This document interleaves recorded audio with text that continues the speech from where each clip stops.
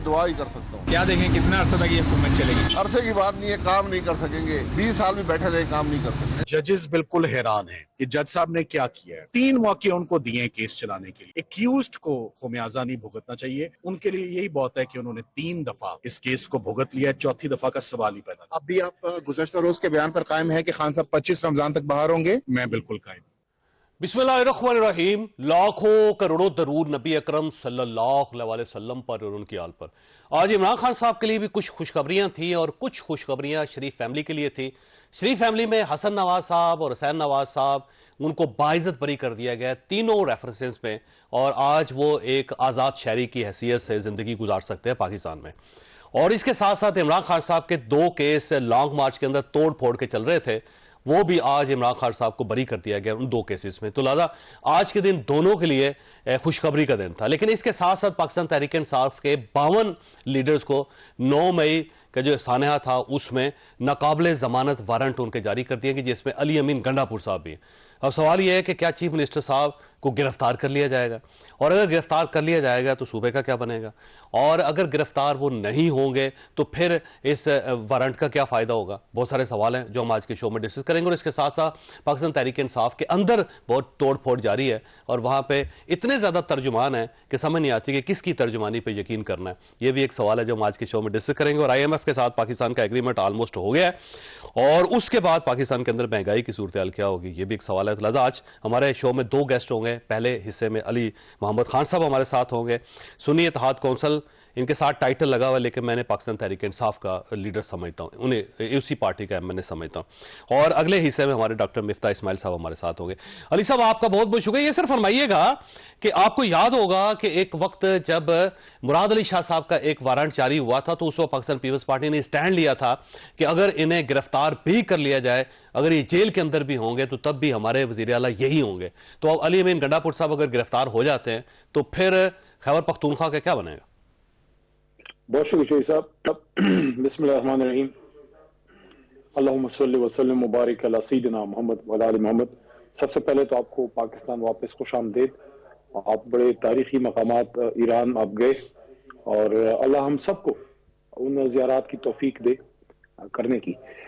देखिए, मैं नहीं समझता ये वाला जो मामला है अली अमीन खान का, इंशाल्लाह ये हैंडल हो जाएगा। कल इस्लामाबाद हाई कोर्ट वो आ रहे हैं, और मैं नहीं समझता कि खुदा न खास्ता ऐसी सूरत हाल बनेगी जहां एक इंतहाई हसास सूबे का वजीर आला एक दूसरे बड़े सूबे में गिरफ्तार, खुदा न खास्ता, मैं लफ्ज़ यूज करूं खुदा न खास्ता हो, क्योंकि इसके बड़े रिपरकशंस होंगे। इसको पख्तूनख्वा में अच्छा नहीं लिया जाएगा। तो इंशाल्लाह आई एम होपफुल कल हाई कोर्ट में इसको अच्छे तरीके से हैंडल कर लिया जाएगा। सर देखिए, जो कोर कमांडर्स का इजलास हुआ, आखिरी इजलास भी जब हुआ, उसमें यह एलामिया जारी किया गया कि जो लोग 9 मई के जिम्मेदार हैं या उन्होंने उसके अंदर कोई कंट्रीब्यूट किया है या वो सहूलतकार हैं, उनके बारे में स्टेट की पॉलिसी वही है, किसी के साथ कोई रायत नहीं की जाएगी। तो जब स्टेट इतना क्लियर नैरेटिव दे चुकी है, और कल को अगर अली अमीन गंडापुर साहब को छोड़ दिया जाता है इसलिए कि वो CM है, तो फिर ये 9 मई का नैरेटिव कहाँ जाएगा, कहाँ स्टैंड करेगा?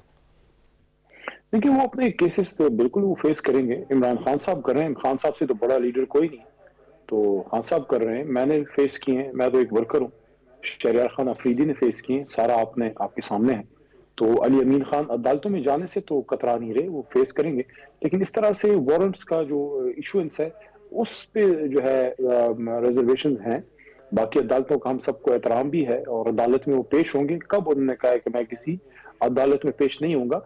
जहां तक 9 मई के हवाले से आपने बात की है, कोर कमांडर्स ने उस पर आपने कहा कि तहफ़्फ़ुज़ात का भी इज़हार किया या जो अदा किया। तो देखिए, 9 मई में तो हम भी कहते हैं कि जो उसके असल मुजरिम है वो सामने आने चाहिए। जो हुआ गलत हुआ, लेकिन उसको हमारी जमात से नफी कर देना है, जोड़ देना, वो गलत है। लोगों का एक इनफरादी अमल हो सकता है, और वो अदालतों में उसको फेस कर रहे हैं। लेकिन सर, जो लोग इसमें मुलव्वस हैं, बाकायदा गिरफ्तार है, जिसमें सनम जावेद साहिबा शामिल हैं, जिसमें आलिया हमजा साहिबा शामिल हैं, जिसके अंदर एजाज चौधरी साहब शामिल हैं, और जिसके अंदर उमर चीमा साहब शामिल हैं, और साथ साथ बहुत सारे लोग हैं इसके अंदर जो आपके सामने है, जो पूरी फहरिस्त आपके सामने।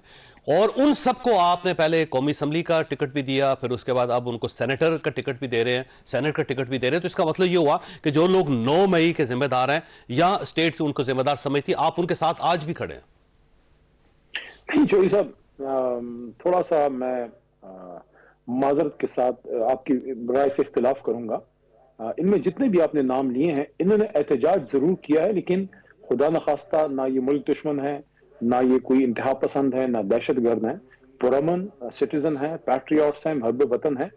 जो नुक्ता है वो ये है कि जब तक आप पे कोई सजा लगती नहीं है और आप पे कोई जुर्म साबित नहीं होता, तब तक आप बेगुनाह हैं। इनमें से किसी को भी अभी तक कोई सजा नहीं मिली। तहरीक इंसाफ ने अपने पुराने वर्कर्स को टिकटें दी हैं, बजाय इसके कि जो एक रुझान रहा माजी में, सेनेट मुल्क का सबसे बड़ा ऐवान है और हाउस ऑफ फेडरेशन है, यानी कि यहाँ आबादी के तनासिब से सीटें नहीं है बल्कि इक्वल, ताकि वहां से बिल्कुल एक इक्वालिटी वो आए। वहां हमेशा बड़े बड़े मालदार लोग आते थे, इन्वेस्टर आते थे। तहरीक इंसाफ ने तो रुझान ही चेंज कर दिया है, आम वर्कर्स को जो है वो टिकटें दी हैं। तो आपका ख्याल ये है कि यास्मीन राशिद साहिबा हो या सनम जावेद साहिबा हो, आप इन्हें जिम्मेदार नहीं समझते 9 मई का, और आपका ख्याल है कि इन्हें गलत गिरफ्तार किया गया और स्टेट का जो उनके बारे में नैरेटिव है वो गलत है? देखिए, जब तक आप कोई चीज उन पर साबित नहीं होती, कैसे हम उनको मुजरिम तस्वर कर सकते हैं। डॉक्टर यास्मीन राशिद साहिबा जो हैं 80 ईयर्स प्लस हैं, हमारी MP रही, वजीर सेहत रही, बड़ी खिदमत की है। वजारत और सियासत के अलावा भी इस खातून ने लाहौर की, पंजाब की बड़ी खिदमत की है।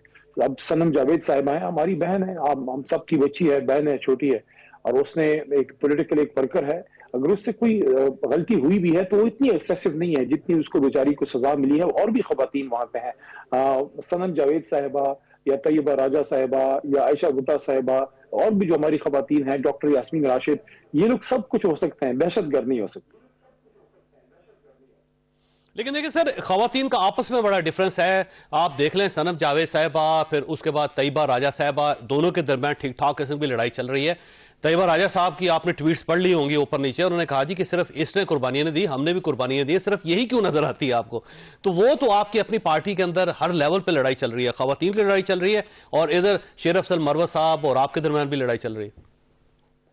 पहले मैं पहली बात पे कर लूं, हमारी बहनें हैं तो जरूरी तो नहीं होता कि आप सब चीजों पे मुत्तफिक हो। तो वो हमारी बहनें हैं और मैं नहीं समझता कोई इतना इंपॉर्टेंट इशू है कि इसको हम पब्लिकली डिस्कस करें। वो पॉलिटिकल वर्कर हैं, खान साहब की शेरनियां हैं, ये लफ्ज हम यूज करेंगे। उन्होंने मुल्क की खातिर कुर्बानी दी है। बाकी बच्चियां हैं, पाकिस्तान की, पंजाब की बेटियां हैं, पाकिस्तान की बेटियां हैं। मैं समझता हूँ अपने बसात से ज्यादा तकलीफ उन्होंने उठाई है। आई थिंक अब उनको बाहर आना चाहिए। जहां तक मरवत साहब की बात है, वो तो बड़ा भाई है, उससे मेरा क्या इख्तिलाफ होना है, इज ए गुड फ्रेंड। लेकिन मसला ये सर, आपकी पार्टी के अंदर इतने ज्यादा तर्जुमान है और वो तर्जुमानी करते हुए दूसरे की नफी कर देते हैं। अली जफर साहब तर्जुमान, शेर अफजल मरवत साहब तर्जुमान, नईम हैदर पंजोता साहब तर्जुमान, फिर उसके साथ साथ गौहर खान साहब वो तर्जुमान, असद कैसर साहब तर्जुमान, जो बैरिस्टर सैफ साहब तर्जुमान। जो भी शख्स जेल से उनसे मिल के आता है इमरान खान साहब से, वो बाहर आके एक नया नैरेटिव देता है जो पिछले की नफी होती है। तो आप ये फैसला क्यों नहीं कर पा रहे कि आखिर आपकी पार्टी ने चलना कैसे है और तर्जुमानी किससे करनी है? देखिए, सारे तर्जुमान नहीं है। मुझे थोड़ी हंसी इसलिए आई कि देखिए, तहरीक इंसाफ आपको पता है बड़ी वाइब्रेंट जमात है, और आज से नहीं, अगर आप 10 साल पीछे चले जाएं, जब मैं बिल्कुल नया नया इलेक्ट हुआ था, आपके प्रोग्राम्स में आता था, आपकी मेहरबानी, आप मौका देते थे। तो जमाने में शरियार खान अफरीदी होते थे, नए नए पास हुए थे। मुराद सईद साहब अल्लाह मुराद को वापस मेन फ्रेम पे पार्लियामेंट में लेके आए। उसके साथ साथ हमारे और यंग लोग वहां उस जमाने में पास हुए और स्पोक्स पर्सन होते थे, बात करते थे।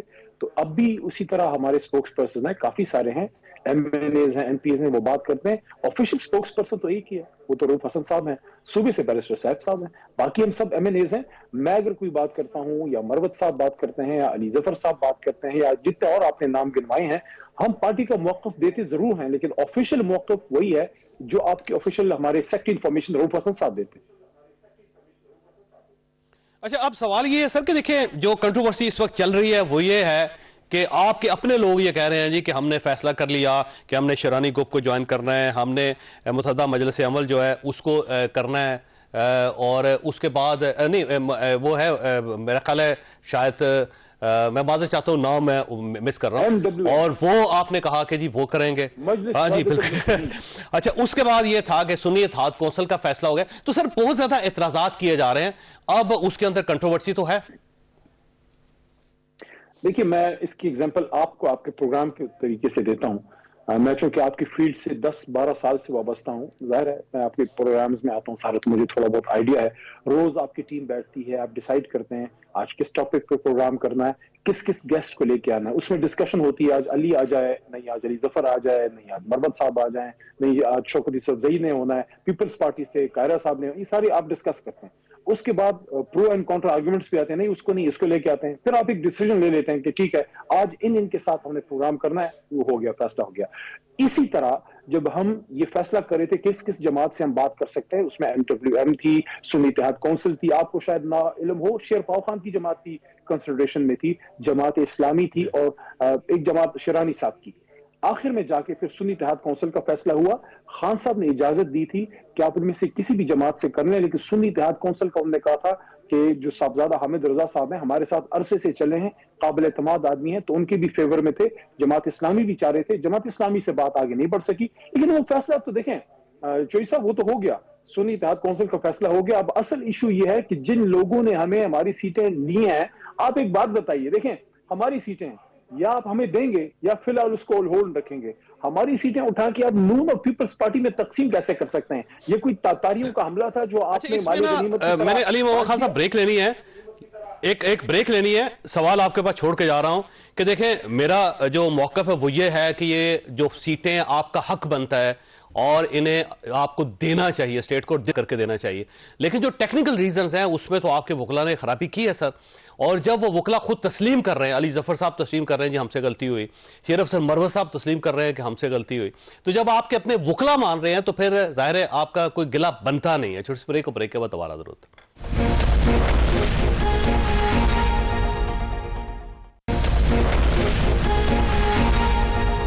प्रोग्राम में दोबारा खुश आमदीद। अली साहब, जब आपके अपने वकला मान रहे हैं और वो वकला जिन्होंने ये केस लड़ा था आपका, वो ये मान रहे हैं कि हमसे गलती हुई है, हमें सुन्नी इत्तेहाद काउंसिल की तरफ नहीं जाना चाहिए था, हमें कोई ऐसी पार्टी चूज करनी चाहिए थी जिसकी किसी ना किसी ऐवान के अंदर कोई ना कोई नुमाइंदगी हो, वो हमसे गलती हुई। फिर जो इंट्रा पार्टी इलेक्शंस हैं उसके अंदर हमने उजलत का मुजाहरा कर दिया, केस हमने ठीक नहीं लड़ा। तो जब आपके अपने वकला मान रहे हैं तो फिर मेरा नहीं ख्याल कि आपका कोई गिला बनता है स्टेट से या इलेक्शन कमीशन से या सियासी जमातों से। नहीं, मैं चोई साहब उस तरह से इसको मैं नहीं देखता।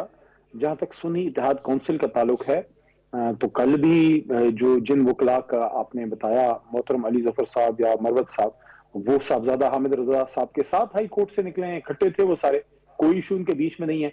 और ना उन्होंने ये कहा है कि सुन्नी इत्तेहाद काउंसिल जो है उसके खिलाफ उन्होंने बात की है, अपनी एक राय का उन्होंने इजहार किया, जिस तरह वकला डिस्कस करते हैं कि इस तरह करना चाहिए था, उस तरह करना चाहिए था।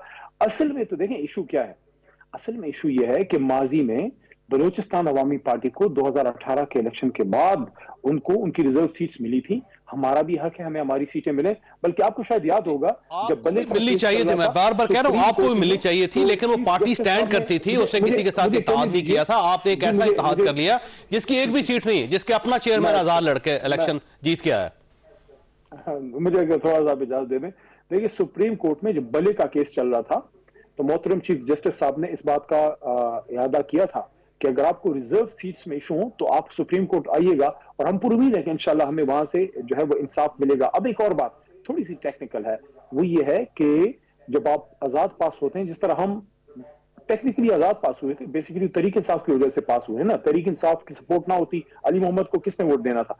तो सिर्फ नुकता यह है, आपके पास 3 दिन होते हैं, 3 दिन में आपने किसी जमात को ज्वाइन करना होता है। जो इलेक्शन एक्ट है उसमें लफ्ज है पार्लियामेंट्री पार्टी नहीं है, उसमें है पॉलिटिकल पार्टी। और जो सुन्नी इत्तेहाद काउंसिल है वो एक पॉलिटिकल पार्टी थी, पॉलिटिकल पार्टी है, उसकी तंजीम है, उसका इलेक्शन हुआ है। उसको घोड़े का बड़ा अच्छा निशान भी, घोड़ा वैसे भी बड़ी जबरदस्त सवारी है, तो घोड़े की सवारी हमें मैसर आई है, इंशाल्लाह ये हमें मंजिल मकसूद तक अल्लाह के हुक्म से लेके जाएगी। ठीक हो। अच्छा सर, ये फरमाइएगा, ये जो आज हसन नवाज साहब और हुसैन नवाज साहब की ज़ाहिर वो बरियत हो गई है, और ये केसेस जो थे इनके साथ बड़ा कंसर्न थे आपने बड़ा जोर लगाया 3-4 साल मुसलसल, और इवन नैब को बहुत ज़्यादा एक्टिवली आपने इस्तेमाल किया, लेकिन बिलाखिर ये केसेस ख़त्म हो गए। इसका मतलब ये हुआ कि आपकी स्ट्रेटजी गलत थी, आपने गलत बयानी की थी, आपने केस ही गलत बना दिया था। तो आज कहाँ स्टैंड करते हैं आप लोग? नहीं, मैं किसी अदालत के बारे में तो कोई ऐसी बात नहीं करना चाहता जो तौहीन अदालत के ज़मरे में आती हो बैसित वकील, लेकिन ये जरूर कहूंगा कि जो माजी में मतऊन थे और जो माजी में कौम के मुजरिम हमने नहीं पूरे सिस्टम ने डिक्लेयर किए थे। हम तो सिर्फ ये कहते हैं कि जिसने पाकिस्तान का माल चुराया है, गलत तरीके से पाकिस्तान में उसने पैसा बनाया है, पाकिस्तान से पैसा बाहर निकाला है, वो सब लोगों से सवाल होना चाहिए, चाहे वो जावेद चौधरी हो, अली मोहम्मद हो, जैद हो, बकर हो, अमर हो। अब उस पे एक केस चला, सुप्रीम कोर्ट के लेवल पे चला, चीफ जस्टिस साहब के नीचे चला, वो जो डिसिप्लिन जज उन्होंने बनाए थे, याजुल एहसन साहब निगरान जज थे उसमें। उसके बाद जी बिल्कुल सजा मिली, सब कुछ हुआ। कौम ने देखा कि पाकिस्तान से बाहर अरबों खरबों रुपए जो है वो गए, उसका कोई रिकॉर्ड नहीं है, कुछ नहीं है। बल्कि आपको शायद ये भी याद होगा, मुझे थोड़ा सा याद दिलाने दीजिए, मियां साहब नवाज शरीफ साहब उस वक्त वजीर आजम थे, कौमी असेंबली में उन्होंने इत्तेफाक से मैं भी असेंबली में ही था, और उन्होंने कुछ कागजात इस तरह उठाए और स्पीकर साहब उस वक्त ऐज सादिक थे और उन्होंने कहा कि जनाब हुजूर ये हैं वो जराए। तो मुझे वो दिन भी याद है, इत्तेफाक से सुप्रीम कोर्ट में भी मैं मौजूद था जब ये पनामा का केस चल रहा था, और उनके वकील उस वक्त शायद मखदूम साहब थे या सलमान राजा साहब, आई डोंट एग्जैक्टली रिमेंबर, लेकिन उनके वकील जब आर्ग्यूमेंट्स दे रहे थे तो मोहतरम जज साहब ने, शायद आसिफ सईद खोसा साहब थे या जाजुल एहसन साहब, उनमें से किसी एक शख्स ने सवाल किया कि आपने जो कौमी असेंबली में वजीर आजम साहब ने जो जराए की बात की है, तो वो जराए आप इधर पेश कीजिए ना। तो उनके वकील ने तारीखी जुमला बोला कि जी वो सियासी बयान था। तो ये सारी चीजें एक सवालिया निशान है ना कि कल तक एक शख्स मतून था, मुल्क आ नहीं सक रहा था, उसको आईडी कार्ड नहीं जारी हो रहा था, वो मुजरिम ठहरे थे, और आज सब कुछ रिलीफ मिल रहा है। तो देखें जो PDM 1 की हुकूमत थी या PDM 2, लेकिन अली मोहम्मद खान साहब मसला ये है कि इसी अदालत ने जिसने आज मियां नवाज शरीफ साहब के दोनों बच्चों को बरी किया है, उसी अदलिया के एक हिस्से ने आज इमरान खान साहब को भी बरी किया है। तो ये कैसे हो सकता है कि अदलिया एक ही है, वो मियां नवाज शरीफ साहब के हक में फैसला करे गलत है, वो इमरान खान साहब के हक में फैसला करे ठीक है? नहीं, एक ही अदालत से 10 किस्म के फैसले आ सकते हैं, आपने केस बाय केस देखना होता है। इमरान खान साहब अगर करप्ट हो तो बिल्कुल सजा दें, लेकिन इमरान खान साहब का सबको पता है, उनकी सियासत पे कोई एतराज कर सकता है कि ऐसे नहीं ऐसे करना चाहिए, इस बात में कोई दो राय नहीं है कि इमरान खान साहब एक ईमानदार सियासतदान है। बाकी आज मैंने इस्लामाबाद हाई कोर्ट के बाहर भी एक बात की, और आज आपके प्रोग्राम में भी एक बात करता हूं। आप टेक्निकल आदमी हैं, आप रिसर्च और होमवर्क करने वाले एंकर्स में से हैं, खुद लिखते भी हैं, और आपका हर प्रोग्राम कुछ ना कुछ उसमें आपने रिसर्च की होती है, आप इस पर रिसर्च कीजिए। मैं फूड फॉर थॉट छोड़े जाता हूं। सन 88 में जब मैं 8वीं जमात का तालिब इल्म था, मियां साहब वज़ीर आला पंजाब बने। उस दौर से लेके आज 2024 तक पिछले 36-37 सालों में, या इस 40 साल तकरीबन, इसमें मियां साहब का घर, सिर्फ जमात नहीं, उनका घर 13 साल डायरेक्ट हुकूमत में रहा है, वजीर आजम की कुर्सी। मैं अपोजिशन लीडर या वजीर आला पंजाब का टाइम बीच में से निकाल रहा हूं, 12 साल उसमें पीपल्स पार्टी के हैं 88 के बाद। इस पर मैंने होमवर्क किया है। 36-37 साल में 25 साल ये दो खानदान या दो जमातें हुकूमतों में रहे हैं, हमारे तो सिर्फ 3.5 साल है। आप मुझे बताइए, ये पाकिस्तान का कबाड़ा जो हुआ है, जो पाकिस्तान का नुकसान हुआ है, क्या इमरान खान साहब के 3.5 साल में हुआ है? ठीक, आपका सवाल वैसे वैलिड है और इसके ऊपर सोचना चाहिए। अली मोहम्मद खान साहब, है आपका शुक्रिया अदा करता हूँ। खासा ब्रेक लेंगे और ब्रेक के बाद डॉक्टर मिफ्ता इस्माइल साहब हमारे साथ होंगे।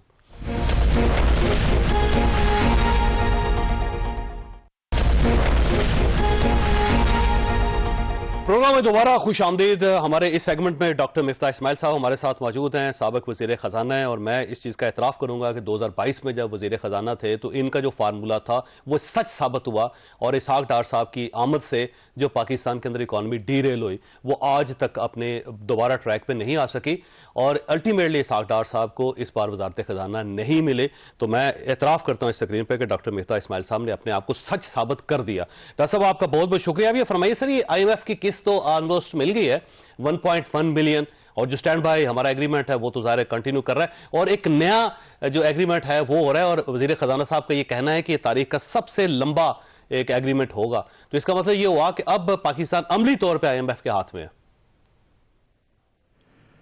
सर, पाकिस्तान शुरू से ही अमली तौर पर IMF के हाथ में अब भी है, और उसकी वजह ये नहीं है कि उसमें कोई IMF हमारे साथ ज्यादती कर रहा है। हम बच्चों की तरह मुल्क चलाते हैं। अगर हम समझदारी के साथ मुल्क चला लें तो फिर हमको दुनिया आके लेसन्स नहीं देगी, दुनिया आके सबक नहीं सिखाएगी, लेकिन हमसे बेसिक चीज़ें होती नहीं हैं।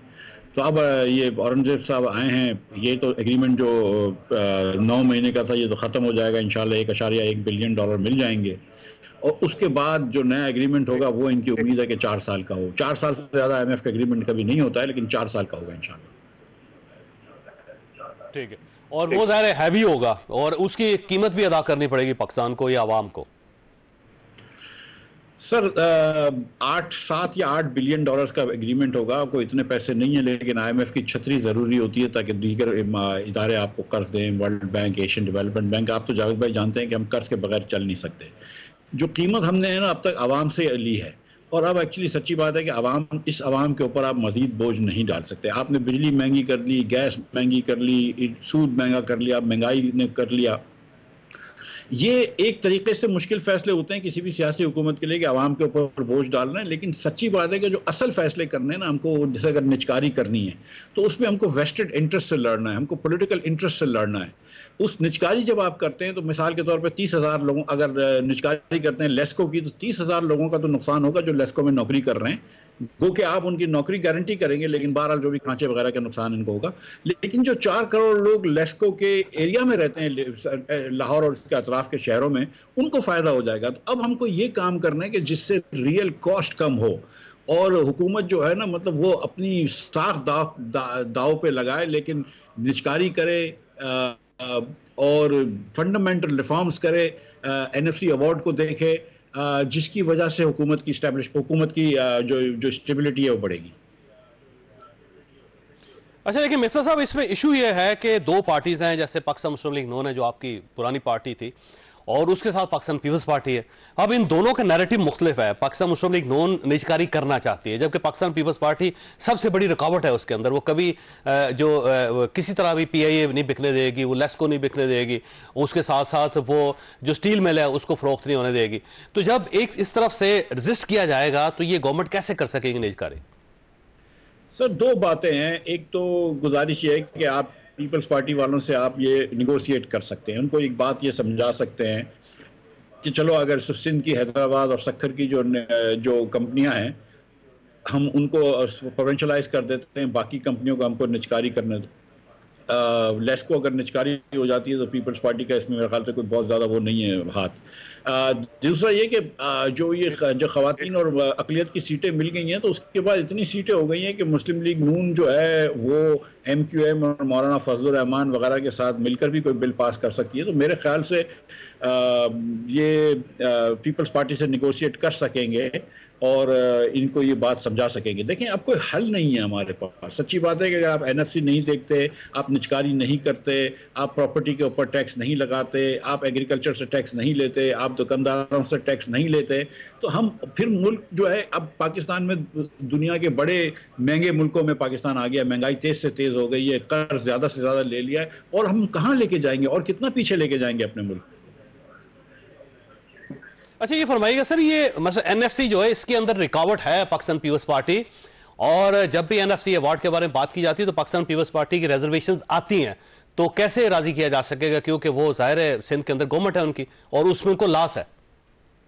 सर देखिए, मुल्क को ओवरऑल फ़ायदा है, फर्स्ट ऑफ ऑल ये बात समझनी चाहिए। और मैं और हम सारे पाकिस्तानी हैं, तो सब मतलब कोई खुदा न खास्ता मैं या आप कोई मुहब्बे वतनी की सर्टिफिकेट तो लेकर नहीं आए, तो उनको भी एक बात समझा सकते हैं कि देखो यार, ये पूरे मुल्क का फ़ायदा है इसके अंदर। जो NFC अवार्ड भी जरदारी साहब के ज़माने में हुआ था 2010 के अंदर, और उसके अंदर तरमीम तो होती है, 5 साल के लिए होता है, वरना वो चेंज करा जाए।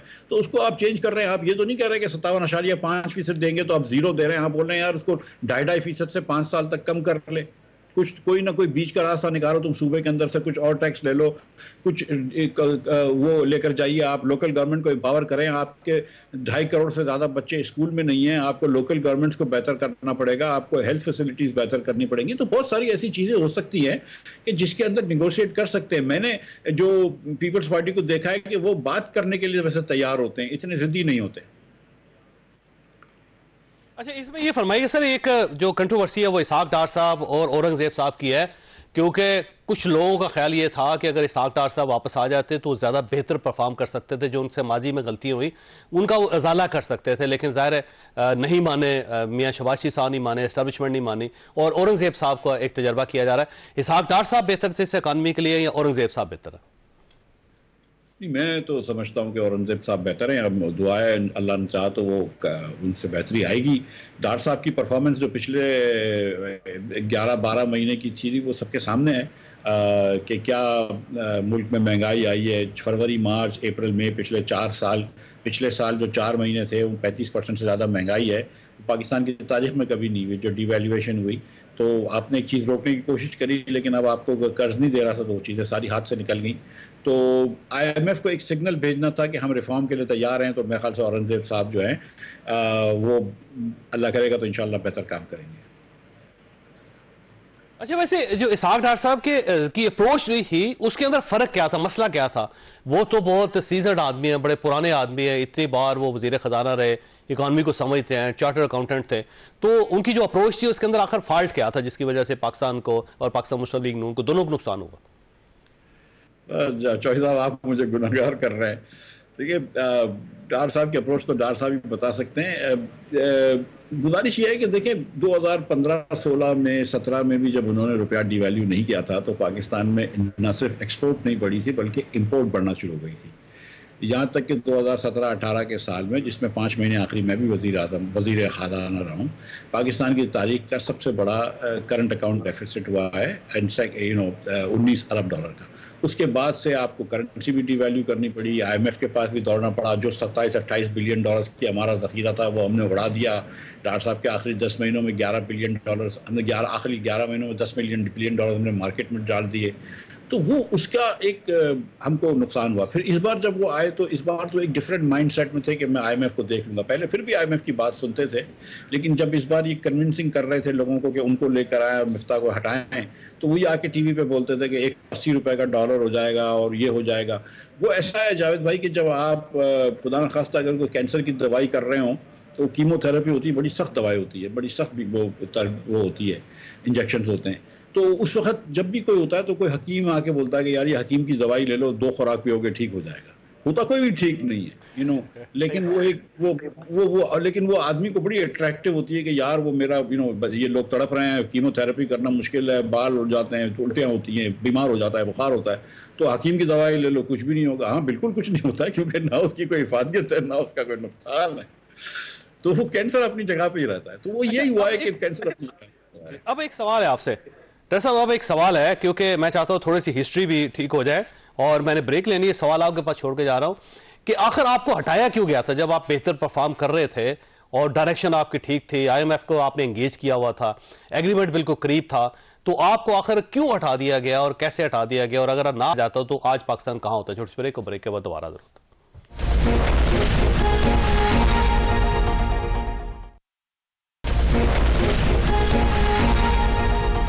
प्रोग्राम में दोबारा खुश आमदीद। मिफ्ता साहब, वही सवाल है कि आपको हटा क्यों दिया था जब ठीक चल रहा था? वो कहते हैं जब जंग हो रही हो तो जर्नैल को बदलना नहीं चाहिए, कमांडर को तब्दील नहीं करना चाहिए, या दौड़ते हुए घोड़े को चौबक नहीं मारना चाहिए। तो जब हर चीज ठीक थी और आपकी अप्रोच ठीक थी, बेहतर जा रहे थे, तो क्यों हटा दिया गया आपको? सर, हर चीज़ ठीक नहीं थी, हम बहुत मुश्किल से गुजर रहे थे। IMF को वापस लाना जो था एक बहुत मुश्किल काम था, बड़ी मुश्किल से लेकर आए। शहबाज शरीफ साहब ने भी बड़ी उसमें बड़ा दिल दिखाया, IMF को वापस लेकर आए। हमने एक सख्त बजट दिया, आगे मामले बढ़ गए। पहले उस पर आ गए थे हम कि पहले 3 महीने का रिव्यू करने लगे थे, सितंबर ख़त्म होने लगी थी, तो अल्लाह की बड़ी मेहरबानी थी कि कामयाबी आ रही थी। और हमको ये लग रहा था कि अब महंगाई जो उस वक्त 18% थी उसको भी अबूर कर लेंगे, और यहाँ पे तो खैर उसके बाद तो 30-35% तक गई। लेकिन डार साहब एक सीनियर लीडर थे पार्टी के और उनको बनना था वजीर खजाना बहुत सा, तो वो मियाँ साहब को उन्होंने ये भी वादा किया हुआ था, मैंने सुना है, कि मैं जाते साथ ही पहले हफ्ते 30 रुपये पेट्रोल सस्ता कर दूंगा, डीजल सस्ती कर दूंगा। वो हुआ तो नहीं, और एक मरतबा उन्होंने 35-35 रुपये भी बढ़ाया। लेकिन अब मतलब ये तो पार्टी का फैसला होता है। और देखिए, वजीर आजम किसी को हटा दे वो उसका सवाबदीद होता है, उसमें कोई बुरी बात नहीं है। वो मुझे बिल्कुल उन्होंने हटाया। मैं बहरहाल थोड़ा सा मुझे अफसोस हुआ कि क्योंकि मियाँ नवाज शरीफ साहब और मियाँ शहबाज शरीफ दोनों बड़े वफादार आदमी हैं और बड़े रख रखाव में समझते हैं, और मैं भी उनके साथ मैं समझता हूँ कि वफादारी और रख रखाव का सबूत दिया था। तो जिस तरह निकाला गया वो शायद सही नहीं था, लेकिन निकालना तो उनका एकदम सवाबदीद था। अगर वो समझते थे कि डार साहब बेहतर काम करते हैं तो इसमें कोई वो नहीं है। मैं नहीं समझता हूँ कि शहबाज साहब ये समझते थे कि डार साहब बेहतर होंगे। लेकिन अब सवाल ये है मिफ्ता साहब के आप कम बैक कर सकते हैं पार्टी के अंदर या नहीं? आप ये समझते एक बार चैप्टर क्लोज हो गया, बात खत्म, निकल गया? सर, नहीं वो अब देखें, मैं सच्ची बात है कि चाहे वो आसिफ जरदारी साहब हों, मियाँ शहबाज शरीफ साहब हों, मियाँ नवाज शरीफ साहब हों, मुझे मेरी सबसे एक दोस्ती है, एक सबसे सलाम दुआ है, लेकिन हमारी सियासी सोच मुख्तलिफ है। शाहिद अब्बासी साहब और मैं एक साथ सोच रखी है, आपको पता है।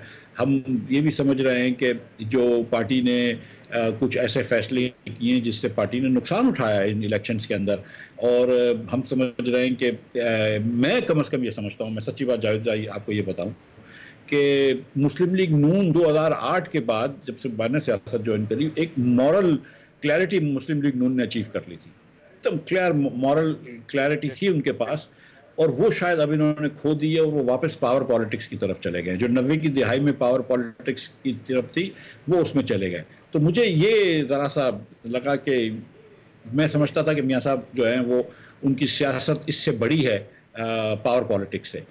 हम ये जानते हैं कि 2014 का धरना गलत था, हम ये जानते हैं कि 2013 के इलेक्शन ठीक थे, हम ये जानते हैं कि खान साहब ने एकदम पावर पॉलिटिक्स करी, मियाँ साहब को हटाया तो वो गलत थी 2017 में। तो जब वो गलतियां हम समझते हैं कि थी, तो फिर हमको भी इस किस्म की गलतियां नहीं करनी चाहिए थी। तो खैर अब तो वो बहुत खलीज हो गया है। अच्छा जी सर, अच्छा अब सवाल ये है सर कि क्या ये गवर्नमेंट लेना ठीक फैसला है? पंजाब के अंदर मरियम नवाज साहिबा को बनाना, वफाक के अंदर मियाँ शहबाज साहब को बनाना, जो मियाँ नवाज साहब है वो दोबारा सऊदी अरब जा रहे हैं, लंदन जा रहे हैं, या फिर वो एक साइड पे बैठे हुए हैं, तो ये सारे फैसले आप समझते हैं ठीक किए, गलत किए, करने चाहिए थे, नहीं करने चाहिए थे? देखिए अब ये तो पार्टी के फैसले, तो ये वाले फैसले जो हैं प्राइम मिनिस्टर कौन बनेगा या वजीर कौन बनेगा, तो मियाँ साहब और शहबाज साहब ही करते हैं, तो यही फैसला कर सकते हैं। ये तो हुकूमत लेना तो मेरे ख्याल से कोई चॉइस नहीं थी। अगर आपके पास सीटें हैं तो, और पीपल्स पार्टी ने मेरे ख्याल से गालिबन पीटीआई से कोशिश करी थी, लेकिन पीटीआई ने बात नहीं करी। पीटीआई भी एक अजीब सी, हालांकि मेरे ख्याल से पीपल्स पार्टी से बात कर सकती थी तो बड़ा प्रेशर आ जाता।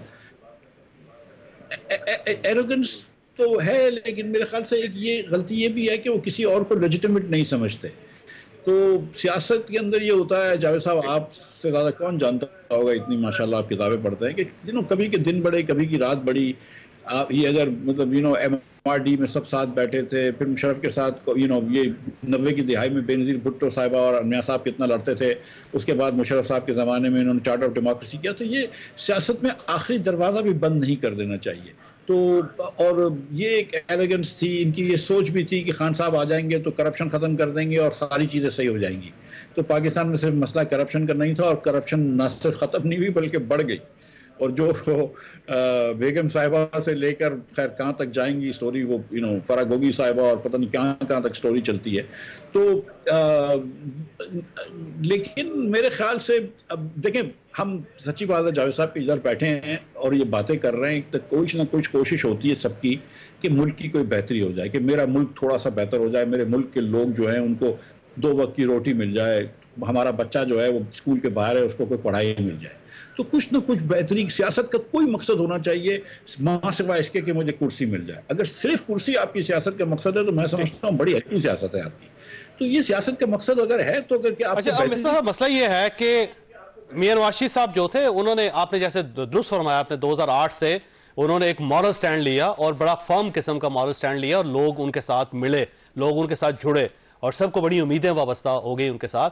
लेकिन अब जो उन्होंने यू टर्न लिया है और अब उन्होंने पावर पॉलिटिक्स की तरफ आ गए और उन्होंने ये अपना इमेज जो है उसको सेक्रीफाइस कर लिया है, तो आपका क्या ख्याल है, मियां नवाज साहब का कम बैक हो सकेगा इस डिजास्टर के बाद, या बस फिनिश्ड है?